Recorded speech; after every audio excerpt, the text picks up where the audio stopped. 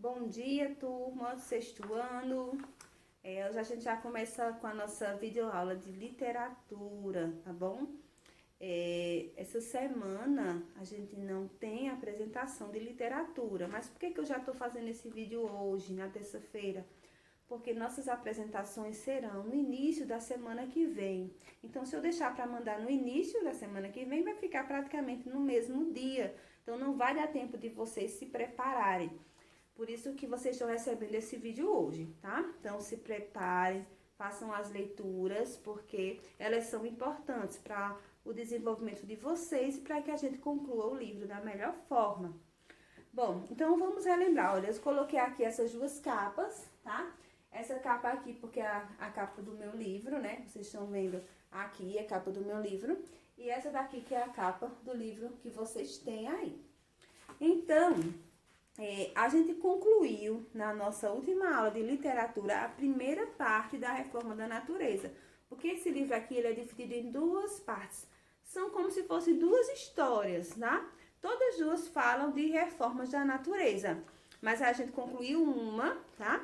E vai iniciar a segunda parte da Reforma da Natureza. Aqui no meu livro, ele tem essa ilustração aqui, que é onde termina a primeira parte e começa a outra. E aí, a gente viu que a Dona Benta, né? Isso relembrando que a gente viu semana passada. Dona Benta, Pedrinho e toda a turminha, né?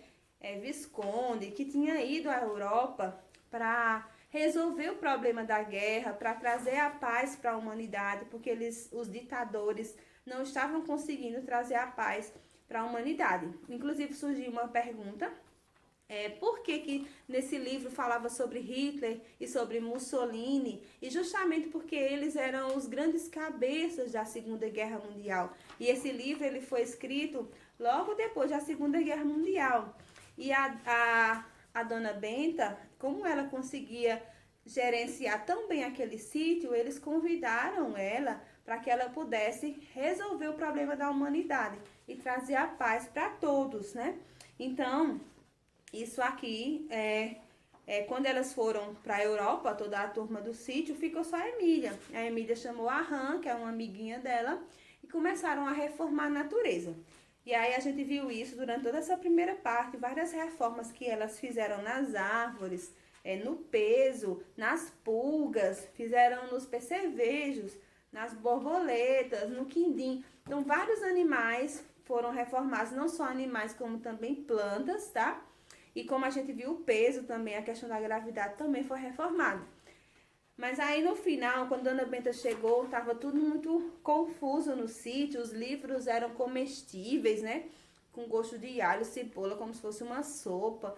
E aí estava tudo muito estranho, tudo. E aí a Dona Benta mandou a Emília desfazer essa história da reforma da natureza, porque a natureza é sábia, e por ela ser sábia, tudo tem uma explicação. Como, por exemplo, a história da jabuticaba numa árvore tão grande e uma abóbora numa arvorezinha rasteira. Quando a tia Anastácia foi ficar embaixo do pé de jabuticaba, uma abóbora enorme caiu na sua cabeça, gerando um galo.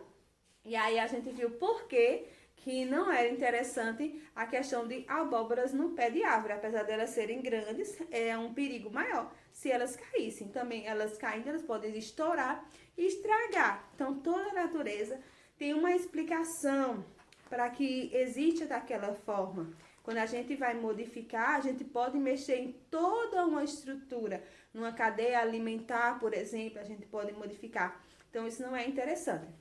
E aí ela reformou, desreformou, né, algumas coisas que ela tinha feito. Algumas coisas não foram desreformadas, como por exemplo, os livros comestíveis, porque ela disse que os livros ruins continuariam sendo comestíveis, né? Ia deixar só os bons sem ser comestíveis. E também ela falou a questão do leite, que a reforma do leite que assobiava, né, para não derramar no fogão. E aí acabou que a tia Anastácia achou muito boa essa ideia, porque aí evitava do leite derramar e aí concordou com a reforma do leite. Então, algumas foram interessantes, mas a maioria teve que ser desreformada. E a gente termina a primeira parte. E vamos começar nessa segunda parte, Nessa segunda parte, continua a reforma da natureza, só que ela é mais focada nos animais, tá? Ela é bem mais focada nos animais. E a gente tem como protagonistas, na primeira parte, a Emília e a Han, e na segunda parte, os protagonistas, ou seja, os principais, são a Emília, mais uma vez, né, a bonequinha arrebitada, porque ela, narizinho, tem o nome narizinho por ter o narizinho arrebitado, mas mais arrebitada do que a Emília não existe, né?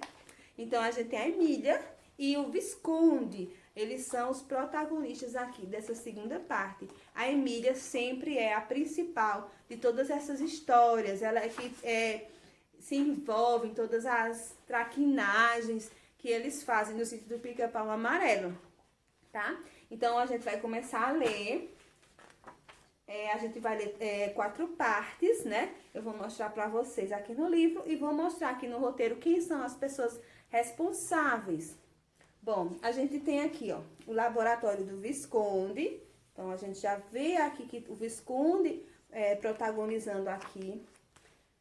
Observa aqui no meu livro, a gente tem figuras do corpo humano. Então, a gente vai observar várias questões relativas a glândulas do corpo humano, tá? Então, vai ser bem importante para ciências, vocês vão aprender muitas coisas de ciências nessa leitura. Depois a gente tem os estudos, tá? Os estudos. A pulga gigantesca. A pulga gigantesca, a gente já vê que tem uma reforma aí bem estranha, né? Uma pulga gigantesca. Aqui a gente tem, ó, o laboratório do Visconde, que ela é dentro de uma casca de pau. E eles estão aqui, o Visconde e a Emília. Como eles são pequenininhos, gente, porque o Visconde é um sabugo de milho, né? E a Emília é uma boneca, eles são pequenininhos. Então, eles cabem em qualquer buraquinho. E a gente também tem o capítulo da 94opeia. Acho que vocês conhecem a centopeia, mas a 94opeia só tem aqui no Monteiro Lobato, tá? Aqui tem a imagem dela, da 94opeia. Tem ela aqui também, ó, bem grandona, gigantona, junto com o Pedrinho, tá? Pronto, então a gente tem esses capítulos aqui que vão ser trabalhados agora nessa nossa aula da semana que vem, tá? Eu vou mostrar para vocês agora quem são os responsáveis pelos capítulos, para apresentar. Então, gente, na segunda parte, ela estava programada para acontecer no dia 27 de março, né? Mas aí, durante esse distanciamento não aconteceu, a gente tá retomando agora. Então, são 4 capítulos, como eu já falei. O laboratório do Visconde, quem vai apresentar Letícia, Gustavo e Heloísa. Os estudos, Gabriel, Flávia e Lucas Miguel. A pulga gigantesca, Luiz Henrique, José Vitor e Miguel. E a 94opeia com Eloane, Bárbara e Yasmin. Então, é preciso estar na videoconferência para apresentar. Estudar, dividir direitinho quem vai falar o quê, para não ficar faltando nada, certo? Porque essas atividades são avaliativas, então é importante que todos vocês estejam presentes. E aí vai surgir a dúvida, qual diário que a gente vai apresentar? Porque, como vocês sabem, a gente sempre inicia com um diário, né? Então, faz a explicação, a leitura de um tema. Então, a gente vai trabalhar na próxima semana com o diário de leitura 5, tá bom? Vocês já receberam essa semana o diário de leitura 6, mas preste atenção, o diário de leitura 6 ele só deve ser respondido depois que a gente apresenta o diário de leitura 5, depois que faz a leitura dos capítulos. Então, para responder o diário de leitura 5, era necessário ter lido os capítulos que a gente apresentou na última aula, porque senão você vai escrever só pelo enunciado, mas não vai fazer alguma relação com a leitura. Então, é importante que o diário seja escrito logo depois que se lê as partes referentes a ele. Então, esse aqui é o que a gente vai apresentar, porque é referente aos últimos capítulos da primeira parte. Diz assim, ó. No capítulo do livro Comestível, vimos as novas ideias da Emília e da Han para os livros, que os tornaria alimentos não só para a mente, como também para o corpo, né? Porque a gente ia comer, né? Era feito com trigo, ia ter gosto de pão, Tinha até a parte com gosto de cafezinho, que era o índice, né? Então, cada parte do livro teria um sabor. O que você achou dessa ideia? Então, vocês vão escrever primeiro o que é que vocês acharam da ideia do livro comestível. Depois de dar a sua opinião sobre o livro comestível, escreva sobre a importância dos livros e da leitura na vida das pessoas. Então, um texto com no mínimo 10 linhas. Vocês vão escrever, quem não escreveu ainda, sobre a importância dos livros. Por que é importante que nós leiamos? Que esses objetos, que são objetos de cultura, objetos de conhecimento, por que eles devem estar sempre presentes na nossa vida? O que eles trazem de bom para nós? Então, vocês vão escrever isso nesse texto. E aí, eu vou falar sobre o diário de leitura, o 6, que esse 6 vocês só vão fazer depois da leitura dos 4 primeiros capítulos da segunda parte. Aí, essa semana, vocês receberam, né, estão recebendo essa folha, que é o diário de leitura 6. Ele tem um espaço, que é para vocês fazerem um desenho, e logo abaixo eles têm 10 linhas para vocês escreverem o texto. Então, vocês têm que fazer as duas coisas, tá? Fazer a ilustração e fazer também o texto escrito. Então, o que a gente pede nesse diário?